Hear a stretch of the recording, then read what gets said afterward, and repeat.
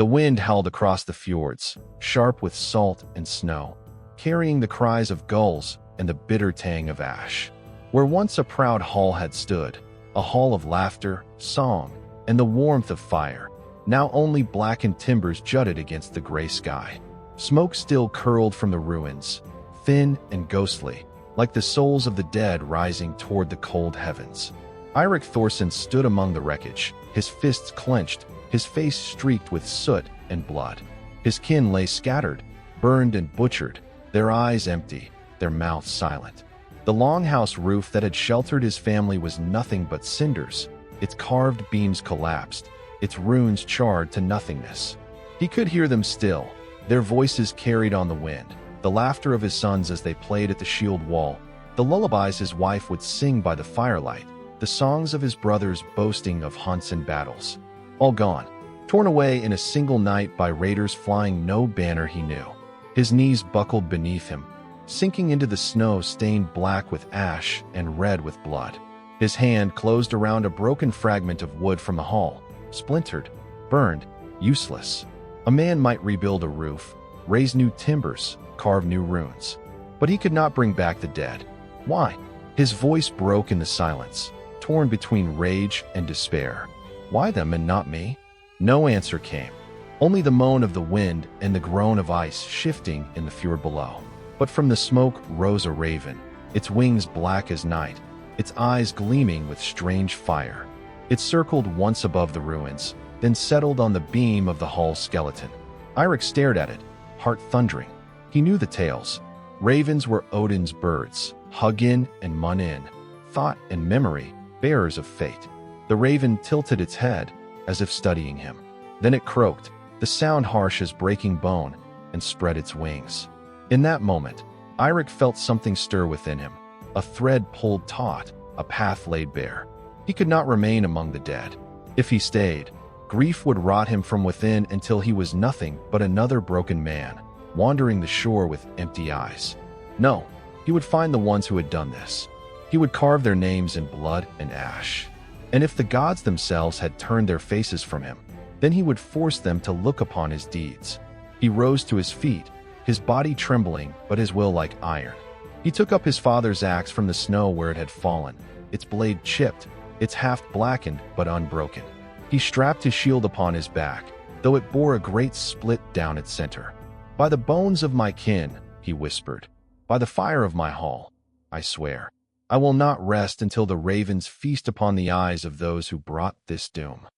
The raven croaked again, then rose into the gray sky, vanishing into the storm.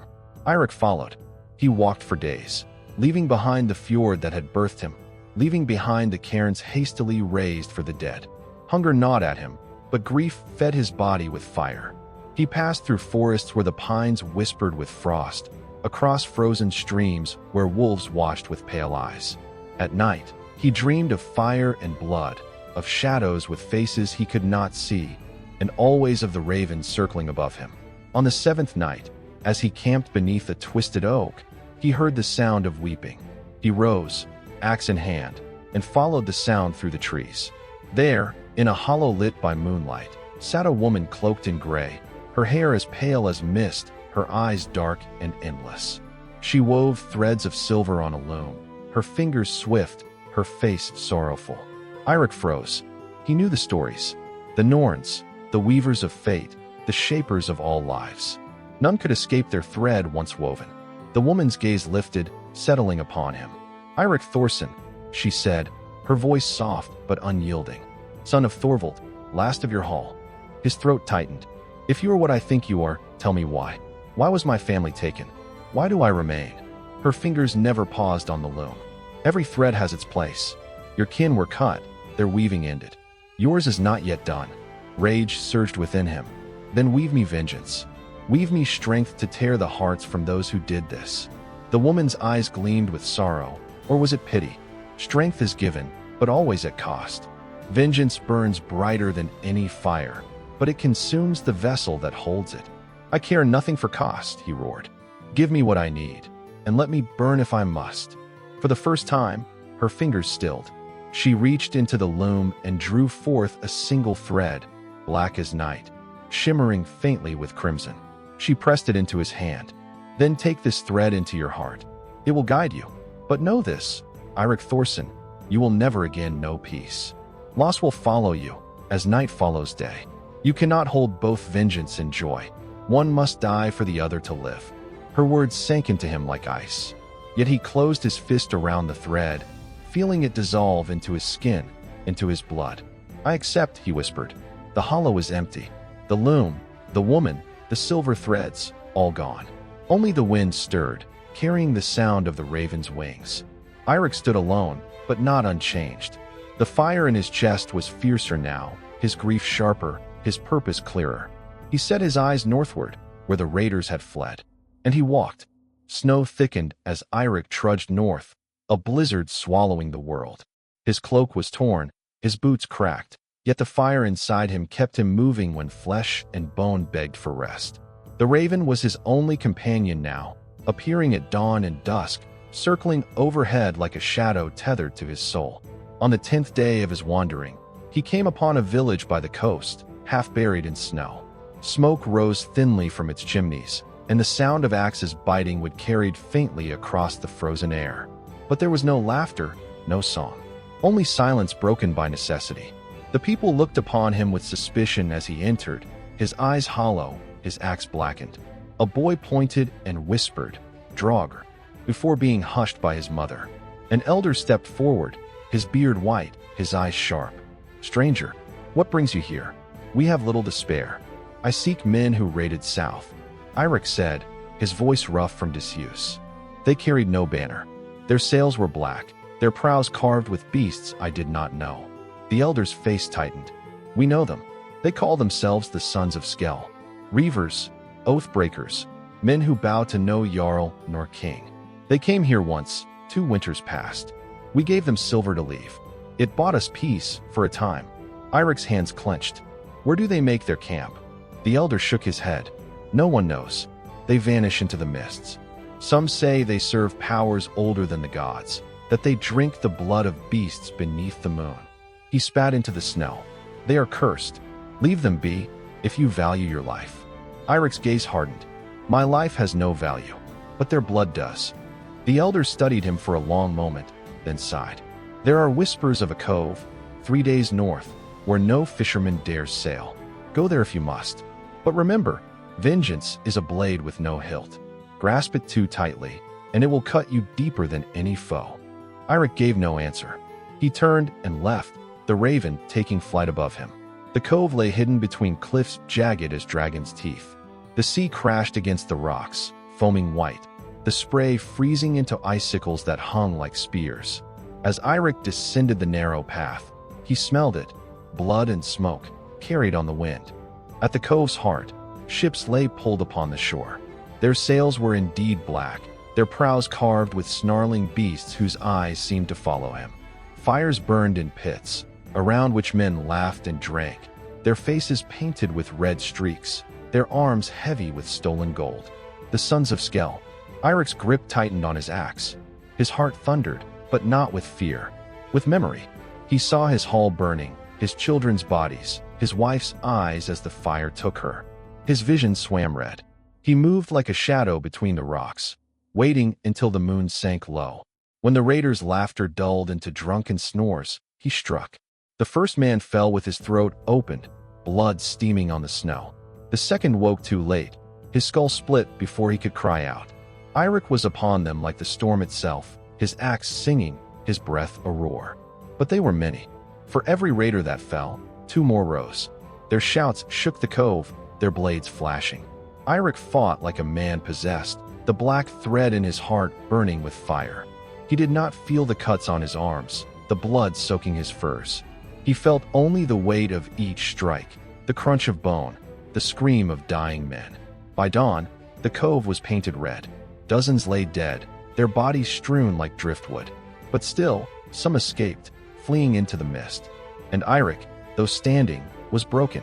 His shield was gone, his axe chipped and dull, his body carved with wounds. He dropped to his knees in the snow, the raven landing beside him. "Not enough," he whispered. "There are more. Always more."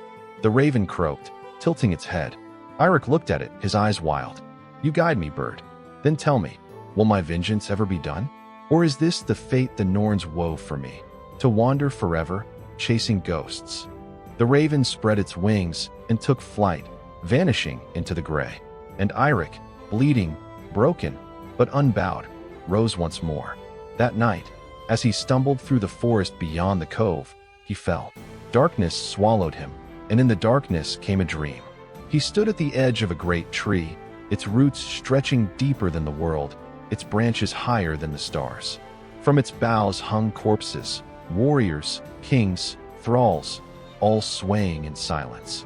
Among them, he saw faces he knew, his father, his brothers, his wife, his children. He cried out, reaching for them.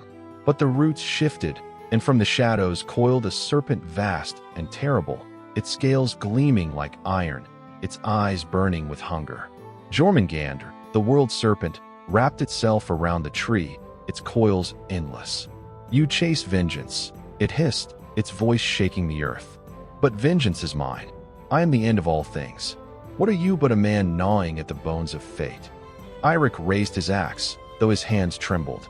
I am a man who has lost everything, and that makes me stronger than you will ever know. The serpent laughed, a sound like oceans breaking. We shall see. Its jaws opened, and the dream shattered. Eirik awoke beneath the trees, his wounds burning, the taste of ash in his mouth. He touched his chest, where the black thread of fate lay coiled in his heart. The Norns had warned him, loss would follow. But still he walked, still he fought.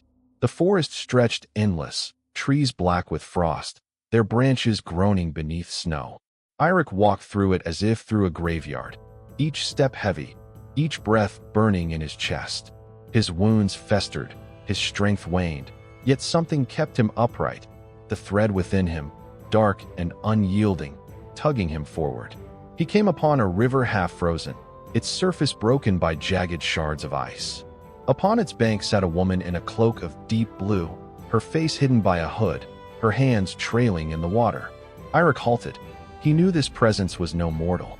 The air bent around her, heavy and sharp as steel. You bleed, Eirik Thorsson, she said, her voice soft as falling snow. You carry death like a shadow. Do you not tire of it? He gripped his axe tighter. Who are you? The woman lifted her hood, and her face shone pale as moonlight, her eyes gray and endless. I am Skuld, who sees what is yet to come. One of the three who weave your fate. Eirik's jaw tightened. I have met one of you already. Her lips curved, not in a smile, but in something colder. Yes, and you took the thread into your heart, binding yourself to vengeance. That choice cannot be undone. But know this, the road you walk leads not to victory, but to ash. I care nothing for victory, Eirik growled. Only for blood. The blood of those who took all from me. Her gaze pierced him. And when you have taken their blood, what then? Will you dig into the earth itself, strike at the roots of Yggdrasil, until nothing remains? You chase shadows, and in the end, it is you who will be consumed. Eirik's breath steamed in the cold air. If my fire burns me away, so be it. Better that than to live as a man hollow and broken. Skuld studied him, her fingers trailing ripples across the ice. Then hear me. Loss will follow you. Even in victory, you will be emptied. When the final thread is cut, you will look upon all you have done and know. Your fate was never vengeance, but sacrifice. The word struck him like a blow. He opened his mouth to answer, but she was gone. The river was silent, the bank empty. Only the raven remained, perched upon a branch above, watching with cold black eyes. That night, he stumbled into a village on the river's edge. The people, gaunt with hunger, took him in, tending his wounds. They knew of the sons of Skell. Everyone knew of them. They came last season, said a farmer, his face thin with grief. Took our daughters, our sons. Left the old and weak to starve. We buried more than we saved. Eirik's fists clenched. Where did they go? Into the mountains, the farmer whispered. To the old ruins where the stones bear no names. We do not follow. It is cursed ground. Cursed or not, Eirik would go. But before he left, a boy no older than 12 clutched his cloak. Take me with you, he begged, his eyes wide and burning. They took my sister. I want her back. Eirik stared at him. The boy's face was too young, too full of hope, and it cut him deeper than any blade. He thought of his own sons, their laughter silenced. "No," Eirik said, his voice rough. "Stay alive. Do not follow my path." The boy's face twisted with anger. "Then who will fight for her?" Eirik said nothing. He left before dawn, the boy's words echoing like a wound in his heart. The mountains loomed, black peaks crowned with snow, their passes twisted and cruel. For days he climbed, each step heavier, the air thin and sharp. At night, he dreamed again, of his hall burning, of his wife's song drowned in screams, of the serpent coiled around the world. On the seventh night, he woke to firelight. A ring of warriors surrounded him, their faces painted in blood, their weapons gleaming. The sons of Skell. At their center stood a man tall as a pine, his hair black, his beard streaked with gray, his eyes burning like coals. Around his neck hung a necklace of teeth, wolf, bear, and man alike. "You are far from your hall, Eirik Thorsson," the man said, his voice a low growl. "Do you come to join the feast of Skell, or to die upon our blades?" Eirik rose, axe in hand. "I come for vengeance. For every life you have taken. For my clan, my kin, my blood." The man's laughter shook the mountains. "Your kin? We have taken many. Which were yours?" "All of them," Eirik snarled. "And I will see your blood spilled for theirs." The man grinned, teeth white and cruel. "Then you face Skell himself, god of wolves, king of nothing. Let us see if your fire burns brighter than mine." He lunged, and the mountain echoed with the clash of steel. Eirik fought like a storm, his axe singing, his rage unchained. Skell met him blow for blow, his strength monstrous, his speed unearthly. Around them, the sons of Skell howled, their voices like beasts, their eyes alight with madness. The battle raged until the moon sank and the dawn bled gray across the peaks. At last, Eirik struck deep, his axe burying in Skell's side. The man roared, staggering, his blood black as tar steaming in the cold. He struck Eirik down with a blow that split his shield and shattered bone. But still Eirik rose, still he fought, until both stood swaying, broken, bleeding. "You cannot kill me," Skell spat, blood frothing on his lips. "I am the hunger of the wolf, the shadow in the woods. Even if you strike me down, another will rise. We are eternal." Eirik's eyes burned with fire. "Then I will kill you eternal." With a final roar, he drove his axe into Skell's heart. The man's scream shook the mountains, his body convulsing before it collapsed into the snow, lifeless. Silence fell. The sons of Skell stared, their howls stilled, their eyes wide. Then, one by one, they fled into the mountains, their courage broken, their god slain. Eirik fell to his knees, his blood soaking the snow, his body shaking. He had done it. He had avenged his clan. But as he knelt there, the raven landed beside him, and he felt the weight of the Norns' words. Loss would follow. Sacrifice would come. And deep within, he knew this was not the end. It was only the beginning. Eirik did not remember how he came down from the mountains. He only remembered the cold, the taste of blood in his mouth, and the echo of Skell's scream carved into his skull. His body was broken, his strength drained, yet he stumbled through the snow like a shade. The raven followed, always perched nearby, always watching. Its presence weighed on him more than his wounds, as if it carried the gaze of gods. At last he came to the river village again. The farmers and widows gathered in silence as he staggered into their midst, his axe black with Skell's blood. "He is dead," Eirik rasped. "The wolf is slain." At first they only stared. Then, slowly, the people began to weep, some with relief, others with grief that no vengeance could ease. The boy who had begged to join him ran forward, eyes shining. "Did you find her?" he asked. "Did you see my sister?" Eirik's heart clenched like a fist. He had seen many captives in the ruins of Skell's hall, bones, chains, scraps of cloth, but no living faces. He looked into the boy's hopeful eyes, and his silence was answer enough. The child's face crumpled, his small body shaking as he turned away. The villagers did not celebrate. They buried their dead. They mourned, and life trudged on, bitter as before. That night, as the fire crackled low, Eirik sat alone at the edge of the village. His hands trembled, though not from the cold. He had slain Skell, avenged his kin, yet inside him was no triumph, only emptiness. "You did as you swore," came a voice from the dark. Eirik turned. A figure cloaked in gray stood at the treeline, her face hidden. He knew her instantly, the second Norn, Verdandi, who measures the present. "You burn with victory, yet it gives you no warmth," she said, stepping closer. "You thought vengeance would fill you, but the thread you took is not vengeance, it is burden." Eirik spat into the dirt. "Then why give it to me? Why curse me with it?" Her eyes glimmered like storm clouds. "We did not give it. You seized it. You pulled it into yourself when despair blinded you. That choice was yours. Then I will bear it," Eirik growled. "If I must tear down every god and monster to find peace, I will." Verdandi tilted her head, as if studying a dying flame. "Peace will never be yours. The more you take, the more you will lose. This path ends in sacrifice, not salvation." Her form dissolved into mist before he could answer. The days that followed blurred.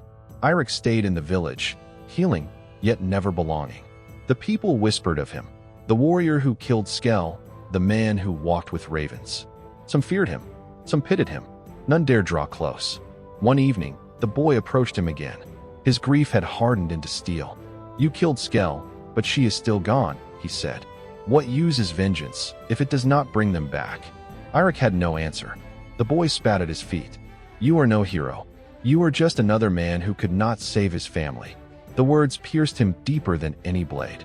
That night, Eirik dreamed of his hall once more, but this time, he stood not among the dead, but outside, watching as fire consumed it again and again. And above the flames, a serpent's eye glared down at him, vast and endless. When he woke, the raven perched on his chest, staring. In its beak was a fragment of cloth, red, torn, and smelling faintly of smoke. It was a sign. He was not finished. He left the village without farewell. The boy watched from the shadows, hate and sorrow etched in his young face. Eirik followed the raven north, through forests that whispered with ancient voices, across fjords black as obsidian. The land itself seemed to recoil from him. Wolves howled but did not approach. The wind carried murmurs not meant for mortal ears. On the 10th night, he came to a stone circle upon a barren plain. The air was heavy, the ground scarred with runes older than men. In the center stood a figure cloaked in white, her hair pale as snow, her eyes dark as night without stars. The third Norn, who sees what has been.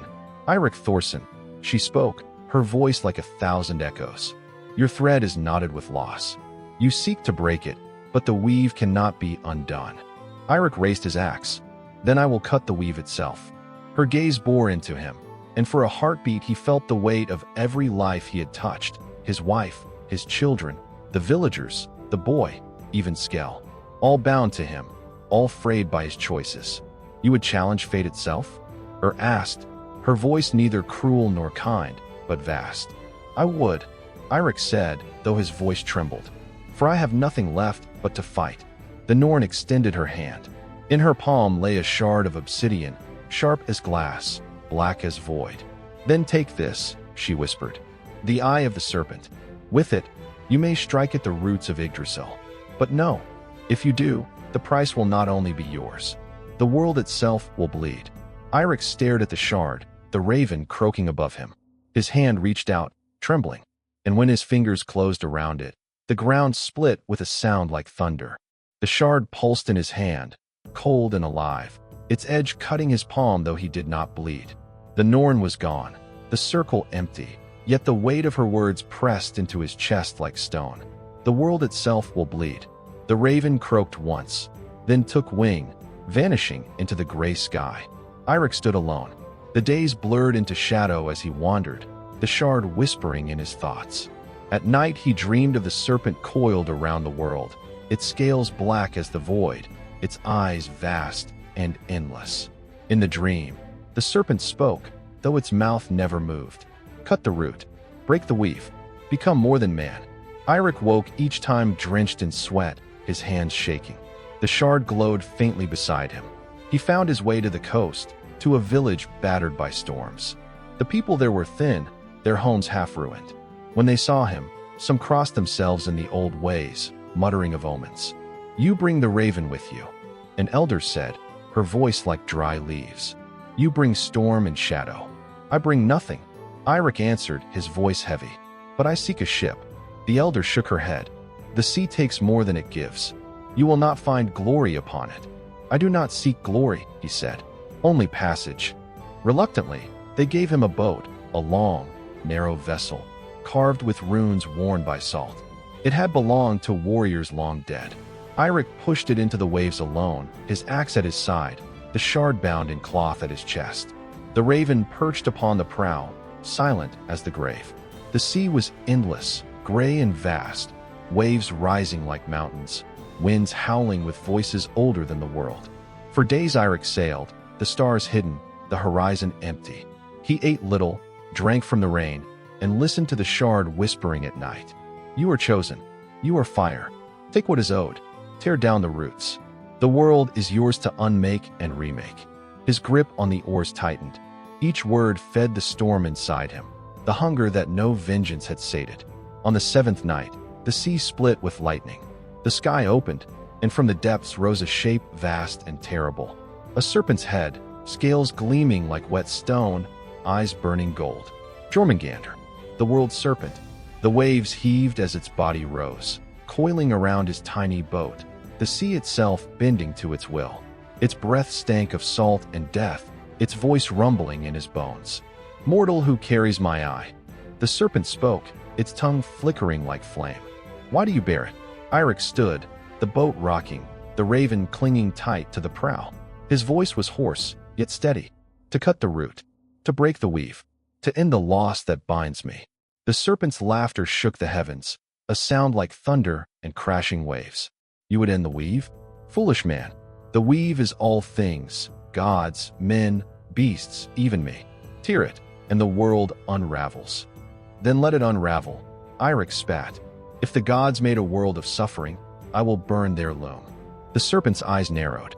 And what will you become, breaker of weaves? Not man, not god, not beast. Something else.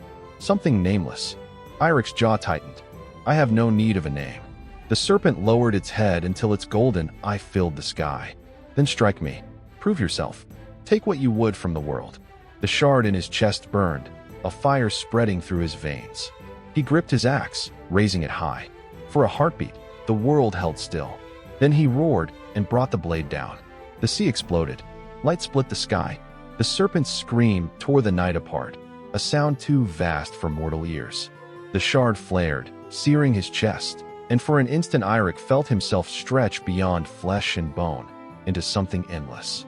When the light faded, the serpent was gone. The sea lay calm, as if nothing had risen.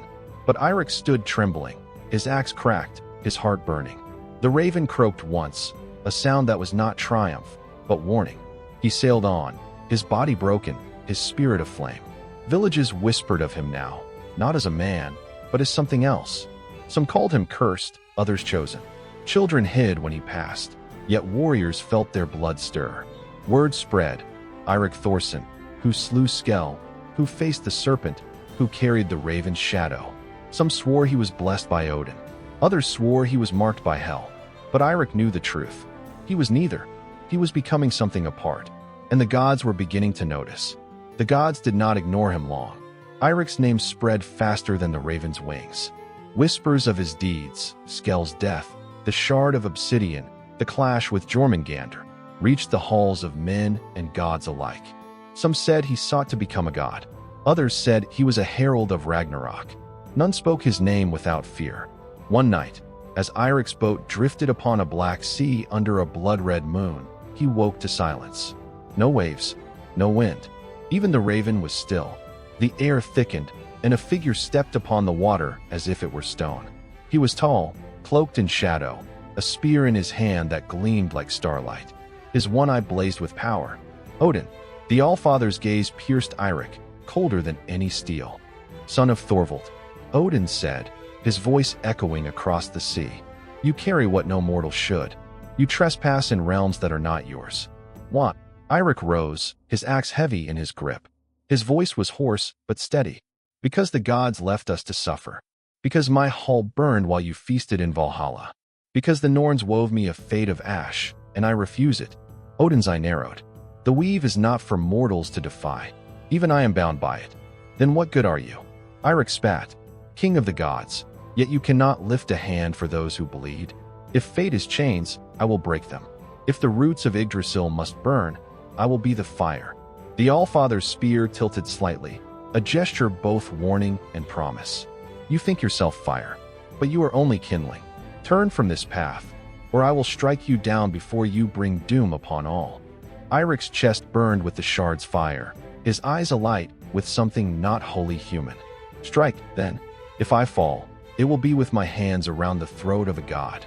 The raven croaked, the sea shuddered, and for a heartbeat, spear and axe poised, man and god stood ready to tear the world apart.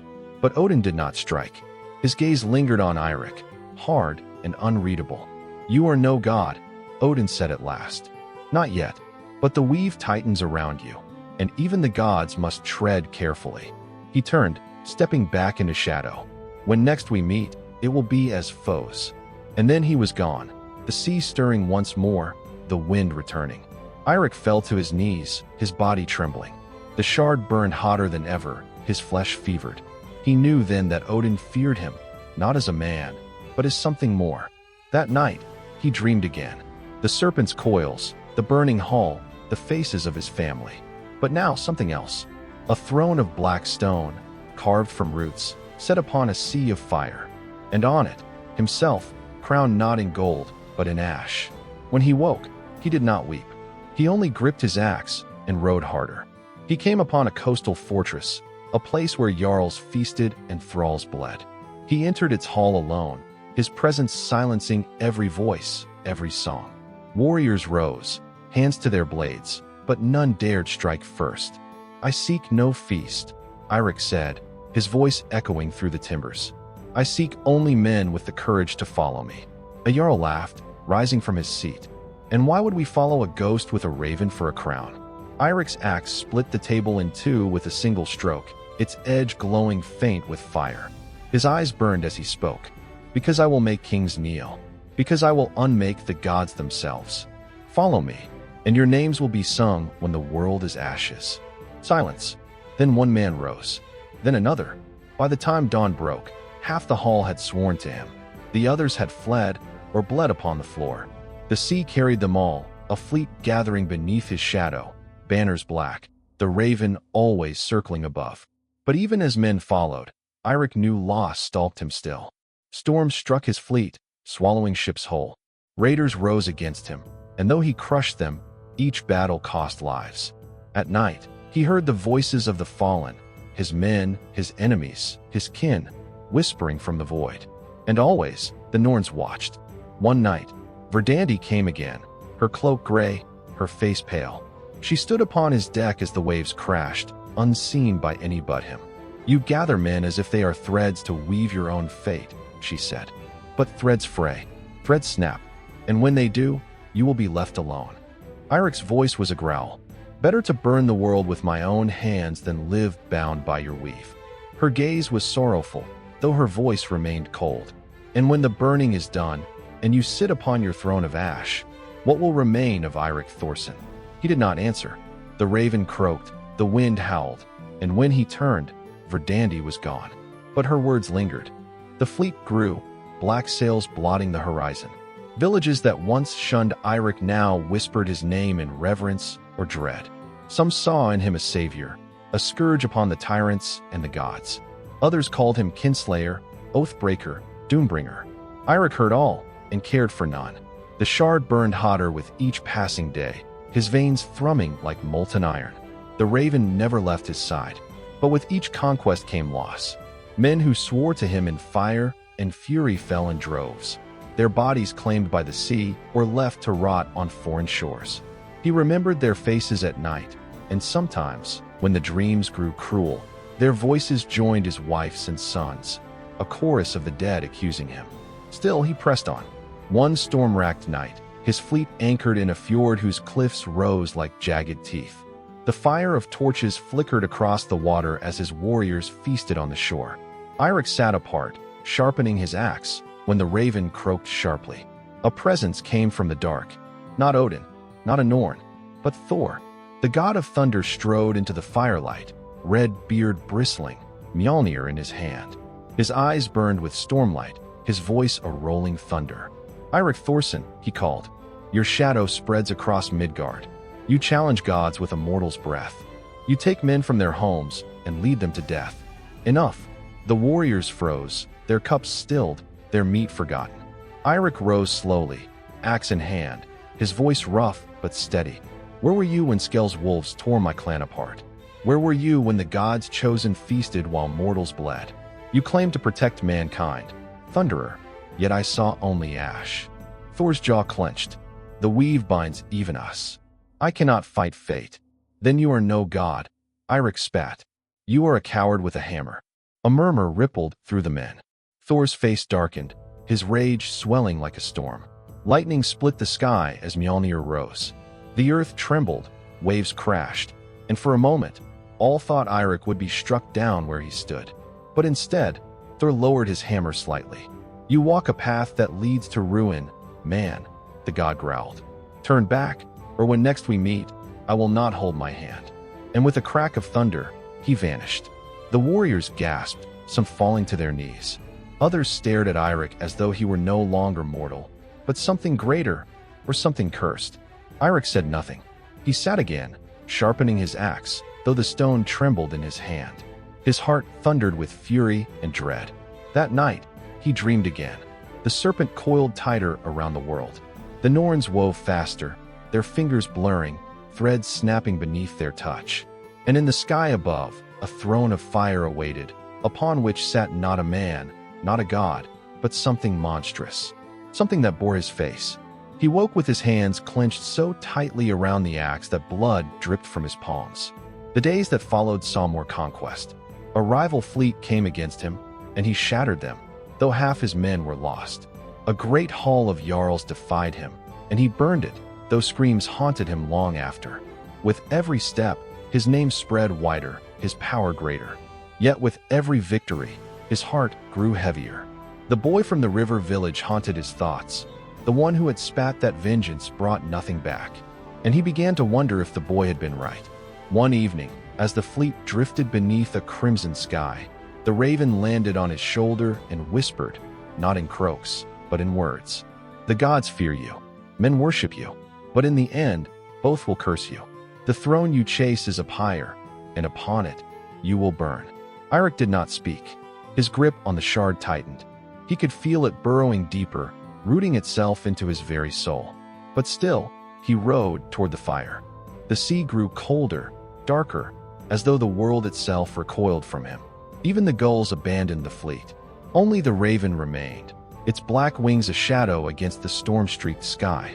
Eirik's men sang less now. Their eyes were hollow, their voices hushed, as if they marched toward an end they could not name. Some slipped away in the night, their boats vanishing into mist. Others whispered of curses, of God's wrath, of the sea itself turning against them. Still, Eirik pressed onward. One night, as the moon hung thin and pale, the sea boiled. Waves surged higher than the masts, and from the deep rose a shape vast and terrible. A serpent, scales gleaming like wet iron, eyes burning green fire. Jörmungandr, the Midgard serpent. The men fell to their knees, weeping, praying, some throwing themselves overboard in terror. The beast's head loomed over the fleet, its hiss a wind that stank of rot and salt. Eirik alone stood tall at the prow, axe in hand. The serpent spoke, its voice echoing in his skull. "You seek the throne of dragons, mortal? You claim the fire of gods? You think yourself king of seas? Then prove it. Strike me, and take my crown. Fail, and all you love drowns with you." The water churned, boats cracked like toys against the serpent's coils. Screams filled the night. Eirik's heart thundered. This was the trial. This was the path. He raised his axe, its runes blazing like a shard of sun, and hurled himself into the storm. The battle was madness. The serpent struck with jaws wide enough to swallow ships whole. Eirik leapt, clinging to its scales, driving his axe into its flesh. Black blood sprayed, sizzling where it struck the sea. His men cheered, then screamed as the serpent lashed, smashing boats into kindling. Lightning split the sky. Thunder roared like 1,000 drums. The serpent wrapped around him, squeezing, crushing. Bones cracked, blood filled his mouth. He gasped, but the shard burned within him, feeding him fury, feeding him fire. With a roar that shook the heavens, he tore free and drove his axe deep into the serpent's eye. The beast howled, thrashing, its coils slamming into the cliffs, shattering stone. But still it did not fall. Again and again Eirik struck, his body breaking, his vision dimming. His warriors, those who remained, hurled spears and torches, crying his name. At last, with a scream that tore his throat raw, he split the serpent's skull and drove the shard into its brain. The world went silent. Then the serpent collapsed, the sea heaving with its death. Its body sank into the abyss, leaving only foam, wreckage, and silence. Eirik stood alone on what remained of his ship, drenched in blood and salt, the shard blazing brighter than ever. The raven alighted on his shoulder. "You have killed the world serpent," it whispered. "You have broken the fate of gods. You are no longer man. You are no longer bound. You are becoming what you sought, Dragon King." The men who survived knelt before him, their voices trembling. "Hail Eirik, Lord of the Sea. Hail the Dragon King." But Eirik only stared at the horizon, his heart heavy. For though he had slain a god-beast, though he had seized his crown, he knew the cost. Half his fleet lay at the bottom of the sea. His men were fewer than ever. And his soul was burning away. That night he dreamed not of gods, nor of the Norns, but of his family. His wife's hand on his cheek, his son's laughter echoing in the hall. Their faces were soft, warm, human. And then they turned to ash, blown away by a sea wind, leaving him alone on a throne of bone and flame. Eirik woke with tears on his face. The sea was quiet after Jörmungandr's fall, too quiet. The silence was not peace, but omen. Eirik's men whispered that they sailed on cursed waters now, waters no god would bless. Their eyes no longer looked at him as a man, but as something other, half in awe, half in dread. At night, they built no fires. They sat in darkness, listening to the waves, afraid of the shadows his presence cast. The raven never left his shoulder.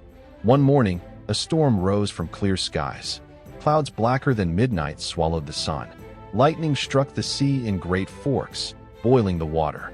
From the storm came a ship, vast and terrible, its sails woven from wolf skins, its mast a tree of ash. At its prow stood a figure with one eye burning like a star. Odin, the All-Father. The men fell to their knees, pressing their faces to the decks. But Eirik stood tall, though his knees trembled. Odin's voice was a spear through his mind. "You have slain the serpent. You have broken the skein of fate. The Norns weave no thread for you now. Tell me, mortal, why do you seek to be king of dragons? Why do you defy the order of gods?" Eirik's throat was dry, but his voice did not falter. "Because all I loved was taken. Because the gods looked away while fire and axe consumed my kin. If gods will not grant justice, then I will seize it myself. I will carve a throne from storm and flame, and no one, god nor man, will ever take from me again." The All-Father's gaze was cold, endless. "Then you are no longer man," Odin said. "Nor are you god. You are blasphemy given flesh. You are doom." At his word, lightning struck, shattering 3 of Eirik's ships. Men screamed, dragged into the deep. Eirik raised his axe, its runes blazing. The shard in his chest seared like fire, filling him with power. "Then strike me down," he roared. "Strike me, if your fate is stronger than mine." Odin's ship surged forward, but before it struck, a shape broke the waves, a dragon, vast and gleaming, its wings black against the storm. It bowed its head to Eirik, not to Odin, to Eirik. The All-Father's single eye narrowed, and for the first time, uncertainty shadowed his face. "Your crown comes at the world's end," Odin said, his voice like thunder. "So be it." And with a clap like the sky itself breaking, he and his ship vanished, leaving only the echo of his warning. The dragon lowered its head until Eirik could touch its brow, scales hard as iron, warm with fire beneath. The beast's breath reeked of smoke and old blood, yet when its golden eye met his, he felt not hatred, but kinship. "You carry the shard," the dragon said, its voice a rumble that shook the air. "You slew the serpent. You are marked by fire. Will you claim the name they whisper? Will you be Dragon King?" Eirik's hand trembled as he gripped the beast's scale. His men shouted in awe, some weeping, some begging him to turn back. But his path was no longer theirs. "Yes," Eirik said, "I claim it." The dragon spread its wings, vast as storm clouds, and roared. The sea itself bowed, waves flattening before its might.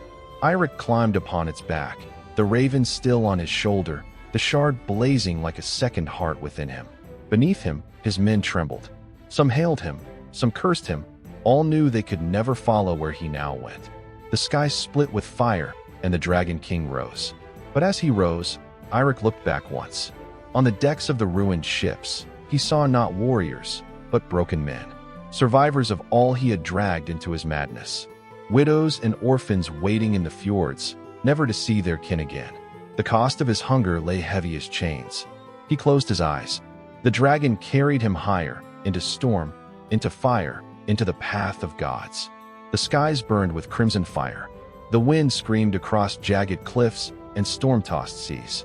From above, a black shape descended, wings wide as the heavens, and upon it rode Eirik Thorsson, the Dragon King.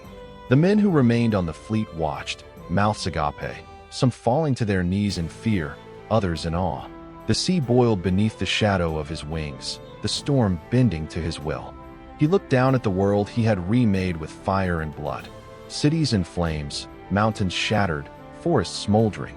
And in his heart, he carried every loss. The faces of his sons, his wife, the boy from the river village, his fallen men. Each one a weight, a chain, a whisper that he could not shake. The shard in his chest pulsed like a second heart, burning away the remnants of mortality. He was no longer fully man, no longer fully God. He was something new, something ancient and terrible, forged from grief, vengeance, and fire. The Norns appeared, one by one, in the storm. Skuld, Verdandi, and Their threads swirled around him, black and silver, taut and snapping in the gale. Eirik Thorsson, Skuld said, her voice like shattered ice. You have claimed power no mortal should bear. You have defied gods, slain monsters, and shattered the weave. I have done what must be done, Eirik said, his voice deep as thunder. I have claimed what was stolen from me. I have become what I must to protect what I hold sacred, even if all else is ash. Verdandi's eyes softened for a fraction. But at what cost? How much of your soul will you burn to keep the rest alive? Raised her hand, and time itself seemed to pause. The end is nigh, Dragon King. Even you cannot escape the final reckoning. Eirik did not flinch. He gripped the shard, the axe, the reins of the dragon. Then let it come.